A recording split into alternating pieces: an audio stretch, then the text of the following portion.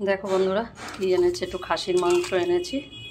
তো মাংসর মধ্যে পেঁয়াজ কুচি, আদা রসুন পেস্ট, একটু তেল, লঙ্কার গুঁড়ো, নুন, হলুদ দিয়ে এটাকে ভালো করে মেখে রেখে দেব।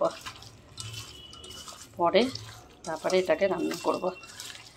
তো আগে এটাকে ভালো করে মেখে নিই। মেখে নিয়ে 1 ঘন্টা রেখে দেব।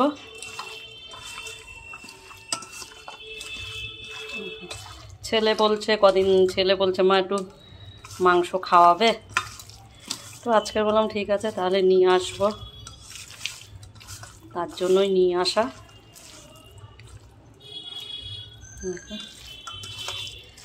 মেখে ঝুঁকে রেখে দিই, তারপরে করবো এটাকে রান্না। দেখো কড়াইতে তেল বসিয়ে দিয়েছি, তেলটা আমার হয়ে গেছে। এবারে আলুটাকে ভেজে নেবো।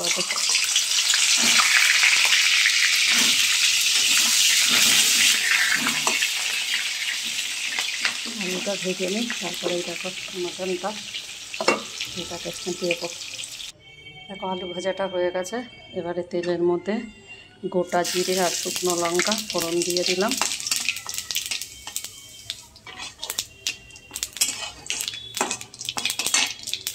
কটা কাঁচা লঙ্কাও দিয়ে দিলাম। এবারে মাংসটাকে দিয়ে দেবো। দিয়ে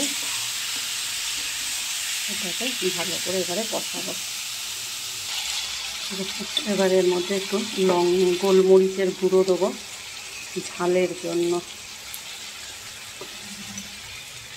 আর একটু মনে হচ্ছে হলুদ লাগবে।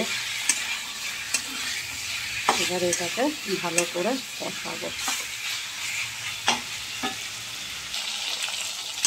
দেখো কষানো আমার হচ্ছে, ঢেকে দিয়েছিলাম। আর একটু কষিয়ে নিয়ে তারপরে প্রেসার কুকারে দেবো। এই দেখো এখানে গরম জল বসিয়েছি, প্রেসারের মধ্যে দিয়ে দেবো।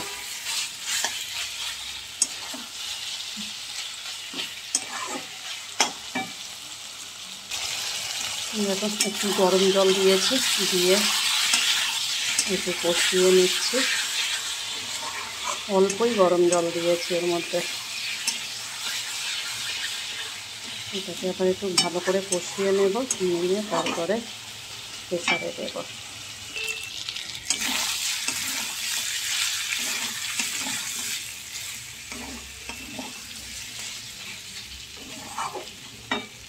দেখো এর মধ্যে আমি গরম জলটা দেব।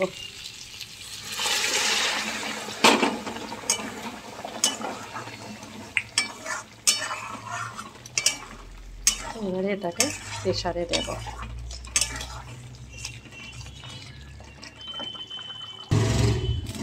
দেখো এবার এর মধ্যে শাহি গরম মশলা দেব। গরম মশলাটা দিয়ে দিয়েছি।